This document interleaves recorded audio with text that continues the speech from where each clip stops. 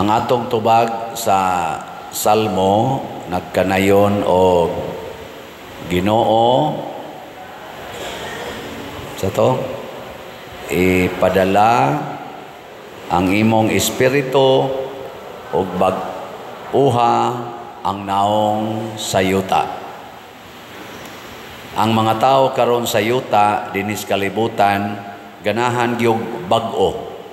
Mao na ang ato mga balay bag-o, mga pintal bag-o, mga infrastructure bag-o, mga asawa bag-o, bana bag-o, colors buhok bag-o, kilay bag-o, colors naong bag-o, trabaho bag-o, cellphone bag-o, computer bag-o. Ana, ngano man tungod nga sa Espiritu Santo. Kining Espiritu Santo mo bag-o gini siya. Pero ang tinuod nga kabag-uhan kanang makapalipay sa amahan. Kana bang makaingon ang amahan, kini ang pinangga kong anak, nalipay ako pag-ayo kanila. Lingia ang imong tupad. Ing na nalipay ang amahan anang color sa imong buhok. Ana, nalipay ang amahan anang imong kilay ron, anang imong pilok nga gisumpayan. Ako kadaghan na jud ko nagkasal nga ang pilok sumpayan matangtang man na siya. So ako na lang ingnon ang kaning daganon na sad sa katong kuan tig-atiman tarong-tarongon dugay gihasulan man jud ko sige tangtang naman. Ako la ingnon ang banay kuara ng pilok si mong asawa. Kuaon bitas banay, suods bulsa na ko nga mao na kuan. Sige, sumpay-sumpay. Kaganahan lagi tagbago. Pero kanindot unta ang mubag-o nato mao ang Espiritu Santo. Matod pa diri sa unang pagbasa, ayaw na mo kaguol, gipasaylo na ang inyong mga sala. Ang inyong silot gihunong na. Kinsa may nagpahunong? Ang Espiritu sa Dios. Mao na diri sa atong ikaduhang pagbasa gibutang po dinhi nga kitang tanan pinaagi sa Espiritu Santo nahimo na gitang anak sa Ginoo. Gibag-o kita, gipapas ang atong sala, dili tungod kay angayantang tagaan sa Espiritu Santo, kung dili naluoy ang amahan kanato. Kay bisag unsaon panatog panindot ang atong kinabuhi mga igsoon, basta wa gani ang Espiritu Santo di gid na munindot. Mag-anam hinuog kabati. No, tinud-anay gid na. Basta way di tagiyahan sa Espiritu Santo. Mao na bisan gani si Kristo nga siya na gyud ang ikaduhang persona sa Dios.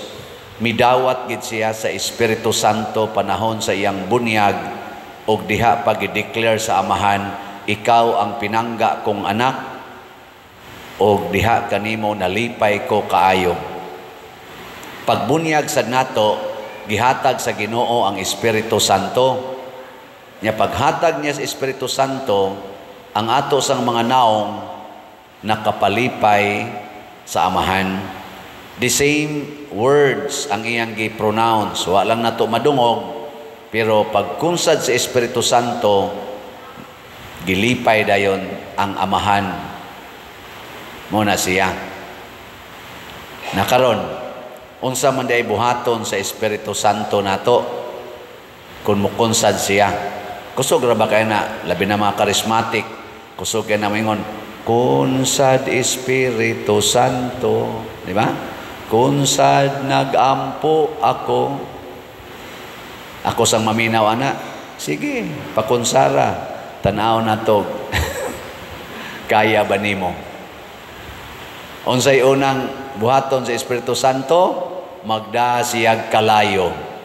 Iyatang sunugon. Sunugon. Kanang kalayo, maunay mosunog sa angayng masunog og moputli sa dili angay masunog, sama na mga bulawan, dayamon o guban pa. Inig agi anas kayo kadtong tanan nga dili bulawan masunog to, mga wagtang to, ang mahibilin, ang tinuod. Pasabot, inikunsad si Espiritu Santo, mulutaw dayon ang kamatuoran. Bikinsa ninyo dinhi ang musugot nga kunsaran sa Espiritu Santo. Taas sa kamot. Unsa man day mo gibunyagan mo wa. Kinsa ninyo dinhi ang nabunyagan na, taas ang kamot. Nabunyagan ba? Nabunyagan. Oh. Ngan aw kamo, wa pa mo brad. Mga tiwasono na mamugnaw, wa pa mo bunyage. Gibunyagan ba kanang nabunyagan bas atong bunyag ba? Taas kamot be, nagduda naman day ko ani, di man tingin mga Katoliko ni. Sa Katoliko mo, saan di man mo isa o nga na, aram day na. Unya, gipangutana, kinsay gustong kunsaran sa Espiritu Santo, why mo isa? Pagbunyag lagi nato, ni kunsad ang Espiritu Santo, maubitang nalimpyo ta ang atong sala, gikuha, kay kanang sala, di man na originally attached nato, hinatag na siyawa ang sala. Dili na mao ang image and likeness of God.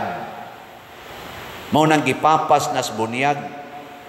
Nakaron unsa may atong misyon nga gibunyagan man ta, nahimo naman tan sinagop nga anak sa Ginoo. Ang atong misyon mao ang pag-maintain ni anang pagkaanak, kanang atong pagkalimpyo.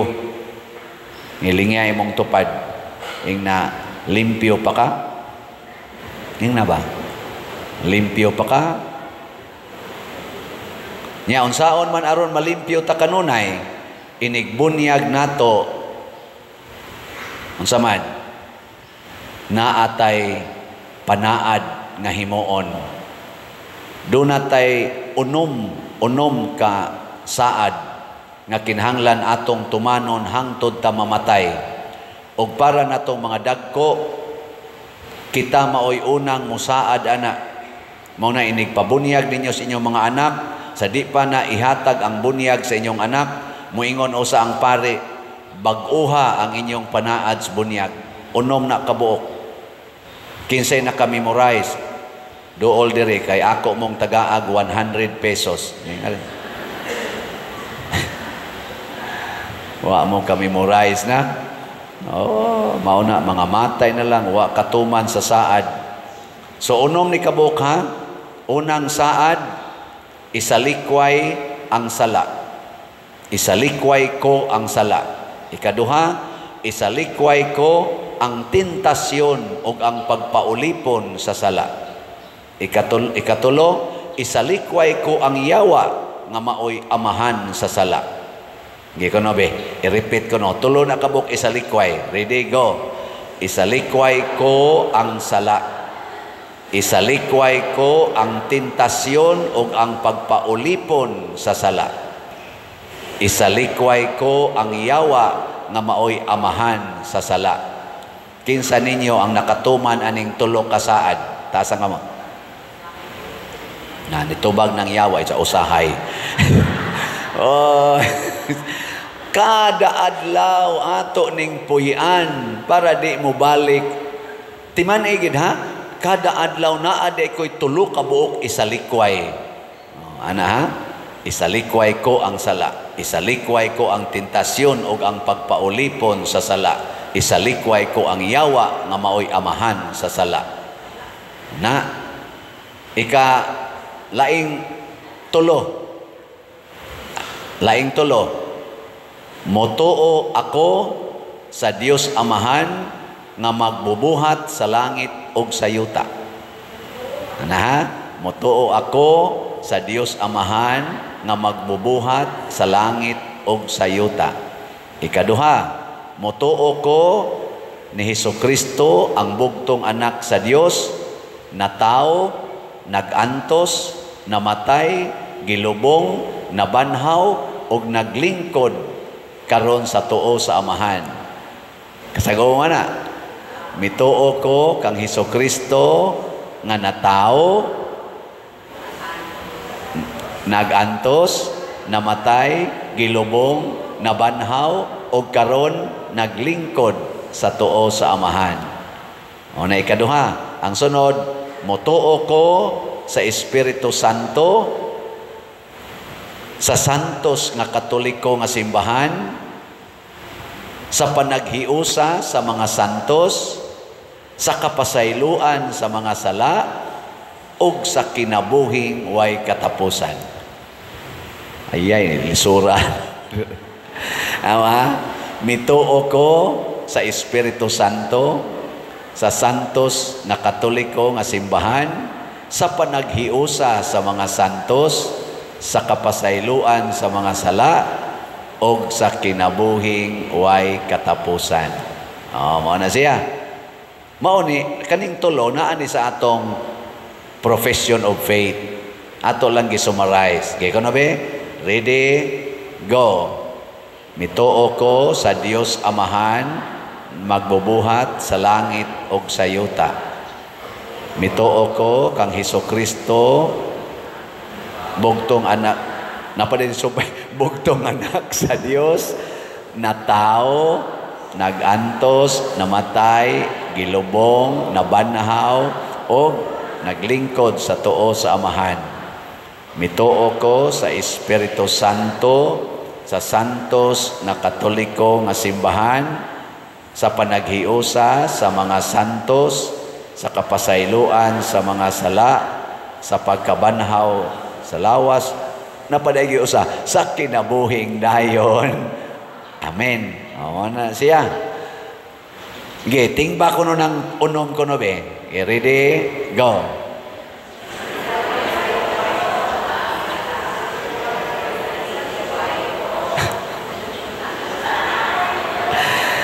Ay, gapataka na wala mo. Sige, atong suwayan ha. Ready, go. Isalikway ko ang sala, isalikway ko ang tentasyon o pagpaulipon sa sala, isalikway ko ang yawa nga amahan sa sala. Mituo ako sa Diyos Amahan, magbubuhat sa langit o sa yuta. Mituo ko kang Hesukristo, ang bugtong anak sa Dios, na tao, nagantos, namatay, gilubong, nabanhaw, o naglingkod karon sa tuo sa Amahan. Mituo ko sa Espiritu Santo, sa santos nga katolikong simbahan, sa panaghiusa sa mga santos, sa kapasayloan sa mga sala, sa pagkabanhaw sa lawas, ug sa kinabuhing way katapusan. Kini siya tanan, mauni ang mo-check sa atong mga huna-huna, pulong ug buhat matag adlaw. Kining atong mga huna-huna, pulong ug buhat, nakatuman ba niining unom ka mga saad sa bunyag? Wa gani katuman, nakasupak gani, ayaw nag-idayon or hununga na nga maong huna-huna, maong pulong o maong buhat, kay wa na mahiuyon ni ana ang Amahan. Panalitan, imong pakuluran, imong buhok, i-check, nakatuman ba na sa saad? Nagsigi mo premarital sex sa imong uyab, nakatuman ba sa saad? Wa na kay rosaryo-rosaryo, wa na kay simba-simba, wa na kay kumpisal-kumpisal, nakatuman ba nining unom kasaad? Sige kag panglibak, sige kag dumot, nakatuman ba nining saad? Gidumta nimo ang kabit sa imong bana or kabit sa imong asawa, nakatuman ba niini? Or sige kag maintain anang imong kabit, bisag sige kag simba dinhi, sige sa kag kabit-kabit, nakatuman ba aning unom kasaad? Sige kag palit og slat, bisag wa na kay kwarta mo palit yung kag slat, mangawat yung ka aron imong joke. Ana, nakatuman ba niining unom kasaad?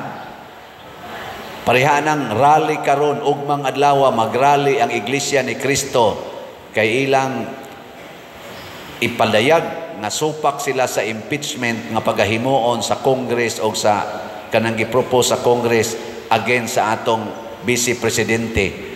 Nakatuman ba na niining unom kasaad ang atong pagsuporta o ang pagsupak ni ana? Ana ba? I-check. Kini karong rampant nga korupsyon sa atong gobyerno nga dayag na gyud kaayong gipakita o gikomentaryohan sa atong mga batid nga komentarista, mga matinud-anon nga komentarista diha sa atong public kaning services. Nakatuman ba ni sa saad? Kanang wa nimo pag sulti, kanang imong pagpakahilom tungod lang kay gitagaan kag pabor sa mga taong kurakot kayo, nakatuman ba na niining unom kasaad nato? Sige, i-check. Kanang imong pagsiging patato, siging patato, nakatuman ba na niining unom kasaad? Kanang imong pagpuyo-puyo, way kasal, siging tinukhangay, nakatuman ba niining unom kasaad? Itudlo ni mga ginikanan sa inyong mga anak, gikan sa pagkatao hangtod ining kamatay ninyo. Maura gid ni ang atong misyon. Mauni ang gipakamatyan ni Kristo, mauni ang gipakamatyan sa mga santos sama ni San Vicente Ferrer. Sige tag ingon ni Santo Niño, kanamo maluoy kaunta kanimo nang ilaba. Ang respond ni Santo Niño nato, tumana ang inyong saad sa bunyag, kay ako sa nang gituman. Matod pa niya, wa ko'y laing gibuhat, igo ra kong nagtuman sa mga sugo sa akong amahan. Ug nahimuot kaayo ang Ginoo niya. Sige, lingi ay mong tupad. Lingi ba? Ing na sugod karon, sabat na ko, na sugod karon, ako na gining memorizon ang unom kasaad. Ing na ba? Ing na. Sugod karon, ako na gining memorizon ang unom kasaad. Ana, niya, tubagasan inigsulti. Ing na, buhata pod. Buhata sad. Ay lang, pag sing memorize, buhata sad.